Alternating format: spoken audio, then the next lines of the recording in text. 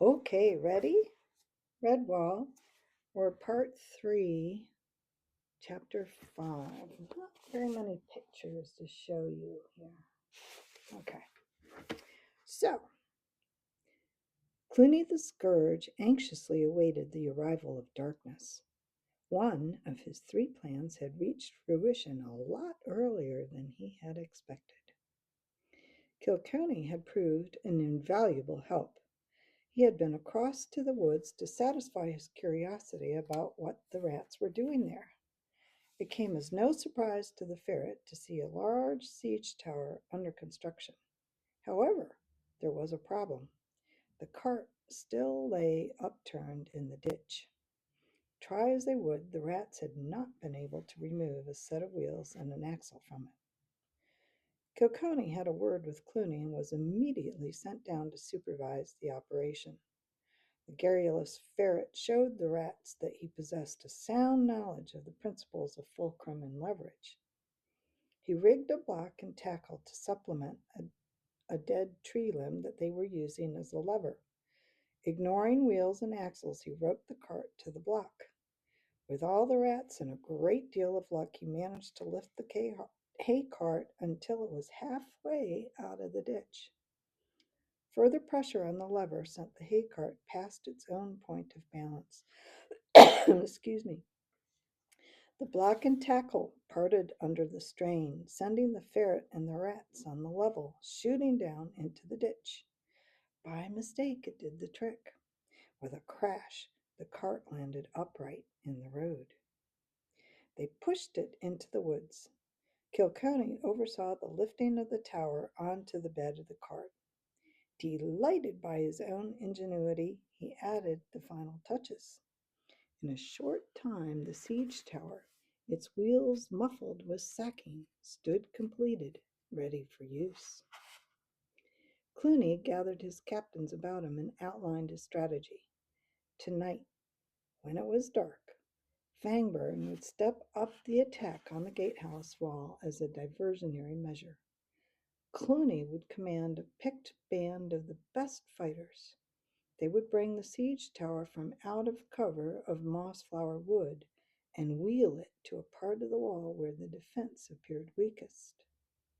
Under cover of darkness, they would filter from the top of the tower onto the ramparts. A quick slaughter of the defenders would leave Redwall wide open to them. Clooney watched the evening sky anxiously. It would not be long now. He signaled Fangburn to begin the diversionary assault. Yelling and shouting fearsome war cries, the attackers leapt from the ditch, peppering the ramparts with a hail of arrows, spears, and stones.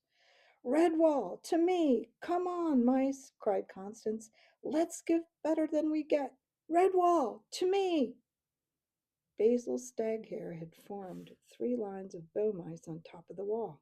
They worked with military efficiency as the hare rapped out orders. "First rank, fire! Drop back, kneel, and reload. Second rank, fire! Drop back, kneel, and reload. Third rank, fire!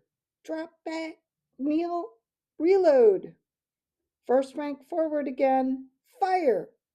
The commands continued unabated.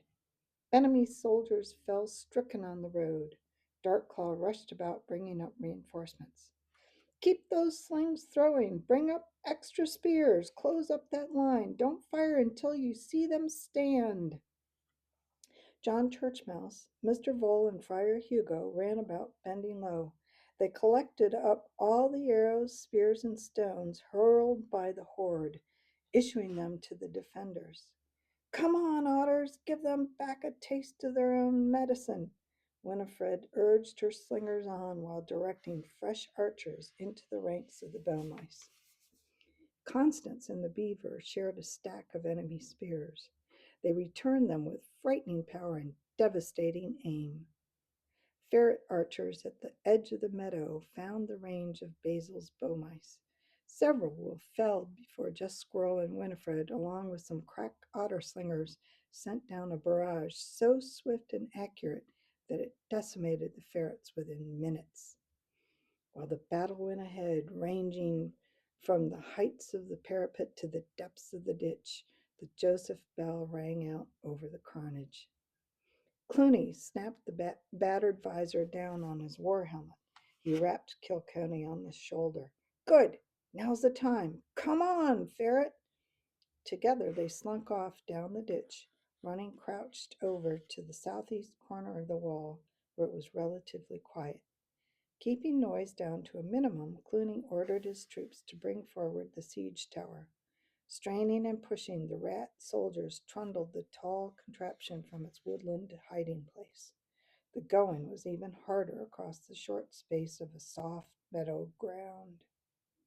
Clooney himself lent a claw, pulling on one of the lead ropes. He tugged mightily, causing the cumbersome tower to sway dangerously as it bumped over grassy hillocks. Bring it up close to the wall, he whispered urgently. That's it. Now make sure it's on an even keel. I don't want the top wobbling all over the place. Stones and soil were tamped around the wheels, wedging them still. The great tower stood ready for use. When Friar Hugo hurried off to join the defenders, he left Cornflower in charge of the kitchens. She had buried herself with setting pans of oatmeal and oven bread ready for the next morning's breakfast. Cornflower then thought of the sentries up on the wall, and she set about making a large pan of vegetable soup. It was a great favorite with the defenders at night time, especially when she made it to her own recipe. Helped by Mrs. Vole and Mr. Squirrel, she ladled it into earthenware jug. Taking a jug each, a small basket of fresh loaves, and some goat cheese, they set off, with Cornflower in the lead, carrying a lantern. The first stop was the southeast corner, where Formol and his crew had a monotonous task. Night and day they monitored the grounds for sounds of tunneling. They were glad of a short respite and some hot food while they chatted to the caterers in their gruff, polite tones. Cornflower was never quite sure of what the Formol was saying, but she loved listening to his funny, countrified mole dialect. You're a missy, they are at, and varmints be a comin' up in 2 days, I'll reckon. God, we give 'em ordinary if they shows their leads. Cornflower was only picking up about one word in three, but by the fierce scowl on Formol's face, she was certain that the rats would not find it a pleasant experience being given ordinary. The Formol tugged his nose graciously at her. Thank ye kindly, not for vegetable soup to keep loafing as moles.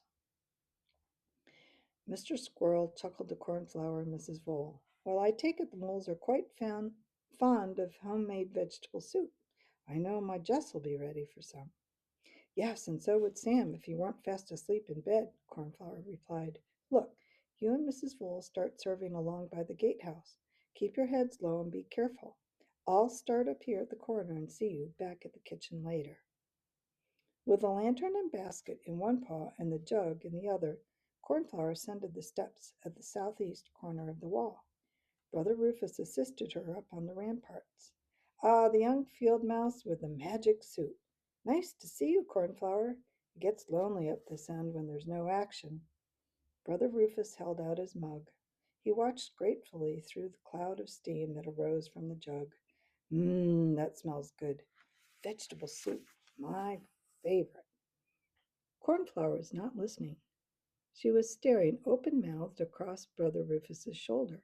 The soup was overflowing from the mug and spattering on the stones as she continued to pour. Across the top of the parapet, a ramshackle wooden platform had appeared as if from nowhere. Perched on top of it, ready to spring, was a villainous-looking rat with a cutlass clenched between his teeth. Cornflower shrieked aloud. More by accident than design, Brother Rufus spun around and sent the scalding contents of his mug splashing full into the rat's eyes. With a piercing wail of agony, the rat fell from the top of the platform.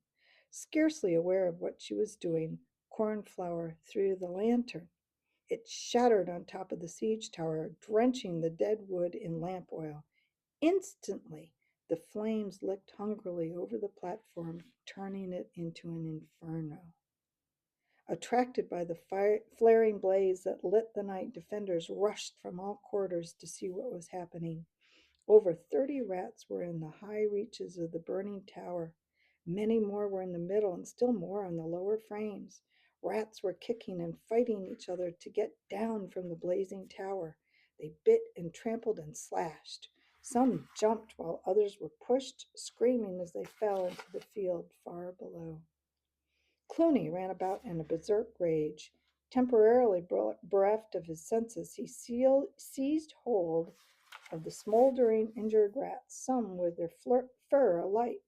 "Get back up there, you cowards! Jump onto the wall!" he screamed in his madness. The rats who had been attacking the gatehouse left off fighting and ran down the road to the fiery holocaust. Sparks crackled and shot off into the night sky. Clooney lashed out at all and sundry with his tail, foaming at the mouth and cursing wildly, his face a terrifying mask of insanity in the glare from the tower. "It's only a bit of fire! Get back up there, you blundering fools! Kill the mice!" Dark Claw and Fangburn grabbed hold of Clooney's smoldering cloak. They dragged him backwards. "Get out of the way, Chief! It's starting to fall!" With a roaring crackle and snap of blazing timber, the siege tower leaned crazily to one side. It tottered, then collapsed in a flaring sheet of flame and sparks.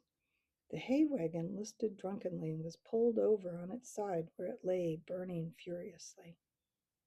The incident put an end to that night's fighting. On top of the wall, cheering broke out. Cornflower was the heroine of the hour. She blushed as Formal nodded admiringly.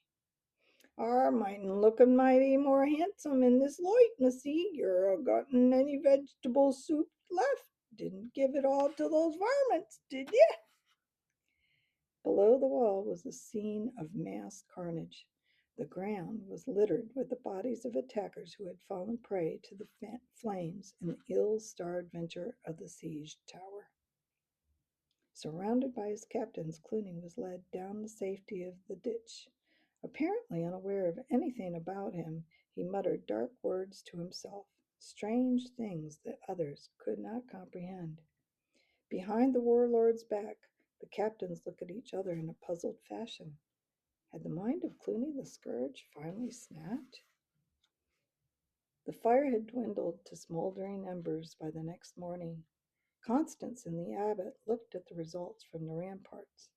A wide area of the meadowland was burned black and scorched flat. Even now, parts of it sizzled in the morning dew. "Thank goodness it did not spread to the woods," said the abbot. "Otherwise, all of Mossflower might have gone up in flames." The badger stared sadly at the scorched earth. "True, no side uses fire as a weapon, not even Clooney. It's the one thing that spells certain death to creatures on both sides. We must look on it as an accident, Father Abbot." "Accident or not, we owe Cornflower a debt of gratitude," replied the abbot. "She is a very brave young field mouse. But for her swift action, we would have all been under the heel of the tyrant today." In the abbey kitchen, Cornflower stirred the oatmeal and checked on the bread baking in the oven. She smiled to herself. What would Matthias have thought of it all? Last night's heroine, this morning's cook. So, let's see now. Oh, chapter 6. So it's not that long. We'll do chapter 6. While Log-a-Log held the rock from closing, Matthias peered into the hole. It was a dark, long tunnel sloping down the side of the quarry stone. There was neither sight nor sound of Grossum. They called her name in loud whispers, not wanting to shout for fear of disturbing the snake. Matthias became impatient. "Come on, Log-a-Log, we'll have to go in there. Be as quiet as you can." "Wait a tick," the shrew replied. Taking a small boulder, he jammed the entrance slab from swinging shut. "I'm ready now. Lead on, Matthias." They ventured cautiously into the long, sloping passage, digging in their heels to prevent themselves sliding right down as Grossum had probably done. On reaching the bottom, they stood a while to let their eyes become accustomed to the gloom. The floor leveled out. The tunnel was high and broad enough to allow them to walk side by side without stooping. As they walked further, Log pointed at strange symbols and weird signs that had been scraped into the surface of the soft stone. Though the quarry tunnels were natural, they had obviously been the lairs of generations of serpents. Most of the signs were of a reptilian nature. The friends pressed onward until the passage broadened out into a small chamber with two more tunnels leading from it. You take the left, I'll take the right, Matthias whispered. Mark an arrow on the wall with your sword at intervals. I'll do the same with my dagger. That way we won't get lost. Should you find Asmodeus, come straight back to this chamber. If he finds you, then the best thing to do is to run as fast as you can and shout like mad. Take care, warrior. I'll see you later, said Log. Gripping his dagger in readiness, Matthias crept into the right-hand tunnel. It was slightly narrower than the first, but just as high. The walls were yellow stone, so soft that it was almost like damp sand. Scarcely daring to breathe and glad that his feet made no sound on the sandy floor, Matthias went ahead, remembering to mark an arrow every few meters. From somewhere up ahead, the young mouse could hear the sound of dripping water. The musical echoing plops made an eerie noise in the sinister stillness of the passage. His paw encountered a space on the left wall. It turned out to be a rectangular anteroom. Matthias was horrified to discover it was full of cast off snake skins. They lay about on the floor, dry and withered.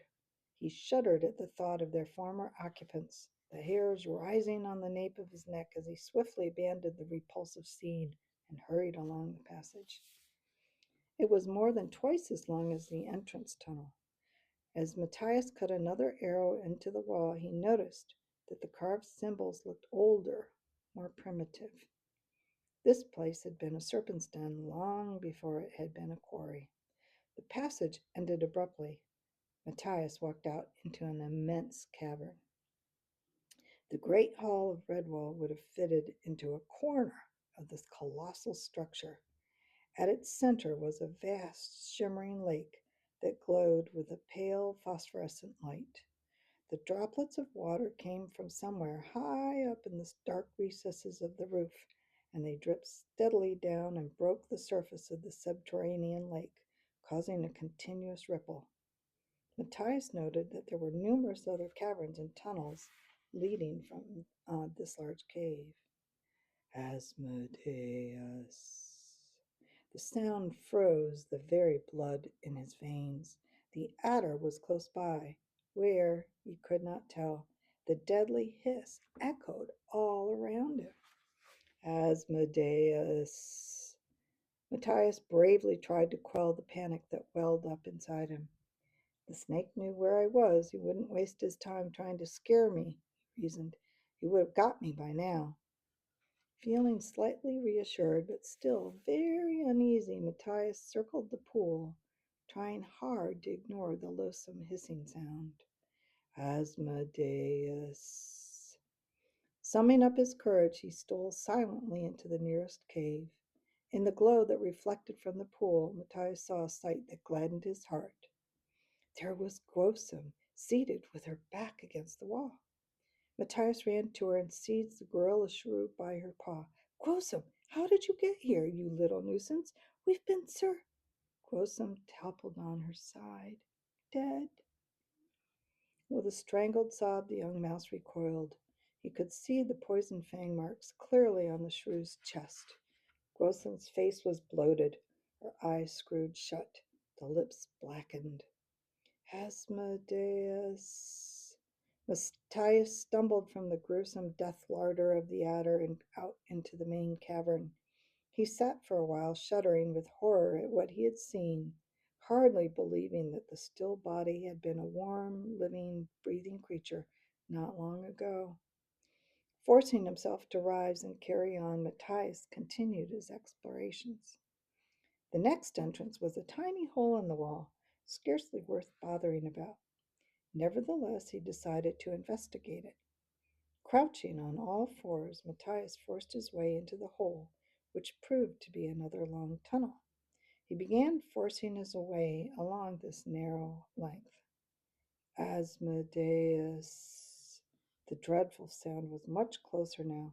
Struggling and pushing forward, he came to the end of the tunnel. Suddenly, Matthias was face to face with the giant adder. Asmodeus. The huge reptile was sleeping. With every breath it expelled, the snake's tongue flickered out, repeating its vile name. Asmodeus. Matthias stared in mute fascination. The snake's eyes were not shut, but filmed over in sleep. It was breathing slowly and regularly.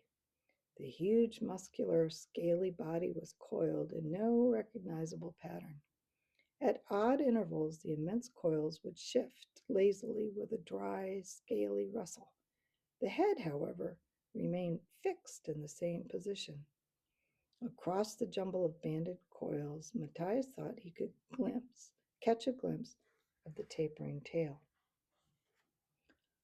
There were other things in the lair of the snake: a fox's tail, a wood pigeon's wings, the head of a big fish, and fur pelts of many species of creatures. But Matthias saw only the sword of Martin the warrior. It hung from the fork of a tree root at the back of the viper's den. A large red pommel stone was set into the top of the hilt. The handle was of black leather and silver to match the belt and scabbard. Below, a heavy silver crosspiece was the blade. Made from the finest steel, its double edges tapered to a ruthlessly sharp tip. Down the center of the blade ran a blood channel, either side of which there were symbols which Matthias could not make out. This was truly the sword of Redwall Abbey. It was his duty to get it. Matthias moved more stealthily than he had ever done in all his life. Inch by careful inch, paw by whisker, slowly, painstakingly trying to make his body as small as possible, he flattened himself against the wall to get by the huge spade-like head. The tongue almost slithered across his face as it slid in and out, constantly repeating the dreaded name, Asmodeus. He felt the adder breathing, its cold exhalations carrying the sweet, musty odor of death surrounding his whiskers. A coil moved out and faintly touched his leg. Matthias sucked in his breath and squeezed closer to the wall. The snake blinked, sending the opaque tissues upwards. The young mouse was confronted by the wide open eye of the monster staring directly at him. Asmodeus. The eye filmed over again as the snake carried on with whatever evil vision it was dreaming. Sweat like ice water drenched Matthias's fur. Asmodeus had opened his eye while still remaining asleep. There was no other explanation possible. The moments of suspense ticked by for what seemed ages until Matthias managed to squeeze past the serpent's head. Avoiding the gigantic coils, he walked quickly and quietly over to where the sword hung from the tree roots on the cave wall. Matthias lifted the ancient sword down. Reverently, he placed both paws around the handle. Tighter and tighter he gripped it until the point lifted from the floor and the bright blade stood out level in front of him. He sensed how Martin must have felt each time he held this beautiful weapon. The young mouse knew that he had been born for this moment, his grip causing the tremor of the steel to run through his entire body. It was part of him. Matthias's main concern was to get safely away with the sword. In the confined space of the snake's den, there was no room to wield the fabled blade. If he struck at Asmodeus, he would be crushed to death against the walls by the powerful lashing coils of the adder in its death throes. Nothing would be accomplished by such a foolhardy action. Like a seasoned fighter, the young mouse chose to nominate the time and place of combat. He looked around the den. The hole he had come through was obviously too small for the adder to have used for the same purpose. It served as a breathing hole for Asmodeus, also as amplification to echo the dreaded name through the caves and tunnels as a warning to intruders. Near the snake's tail, which lay directly across his path, he saw the skins and pelts on the cave wall tremble slightly. They were covering the only possible entrance and exit for a reptile of such enormous girth. Emboldened by his ownership of Martin's weapon, Matthias tickled the tail lightly with the sword point. It had the desired effect. The long, scale encrusted coils rippled as the serpent changed positions in its sleep. Speedily, he slipped through the curtain of skins onto the passage. It curved in a crescent shaped arc, bringing Matthias back into the main cavern with its luminous lake. Logalog came dashing, pale faced, out of the cave that contained Grosum's body. Eyes wide with terror, he ran straight into the paws of his mouse friend, narrowly missing injury on the sword blade. Before he could be silenced, he yelled out in a panic-stricken shout, "Matthias, Grosum's dead! I've just seen her in that cave! She's dead! Grosum is dead!" In his den down the tunnel, Asmodeus was awake. Okay, next time, chapter 7. Until then.